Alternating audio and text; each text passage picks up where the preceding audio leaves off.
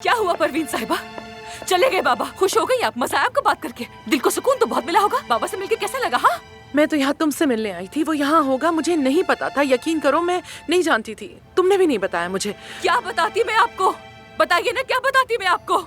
आपको आखिर पता ही क्या है मैंने और मेरे बाबा ने क्या क्या सहा है, एक साथ हमने क्या क्या झेला है? आपको पता ही क्या है? मेरे बाबा कैसे बर्बाद हो गए, आपको पता ही क्या है? आखिर आप तो अपनी 20 साल से छोड़ी हुई बेटी को धमकी और ब्लैकमेल करने वाली औरत है।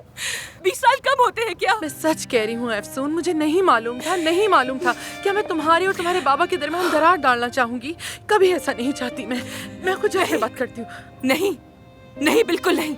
आप उनसे बात नहीं करेंगी, बिल्कुल नहीं। मैं ऐसा नहीं चाहती हूँ। जब आपकी गैर मौजूदगी ने कभी फायदा नहीं दिया तो आपकी मौजूदगी क्या फायदा देगी हमें? सब खत्म हो गया, खत्म। मैं आपका चेहरा नहीं देखना चाहती हूँ। मैं मर चुकी हूँ आपके लिए। बेटा, अपनी बेटी मत कहे मुझे, मत कहे मुझे अपनी बेटी, और छुए मत मुझे। अपना हॉस्पिटल, अपनी जमीन ले ले और अपने सर पर बांध ले।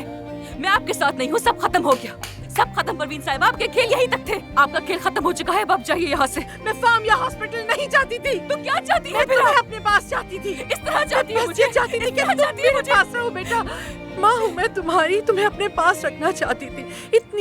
बस इतनी सी बात थी अफसून, और तुमने क्या सोच लिया मेरे बारे में? माँ होने के बारे में जानती ही क्या है?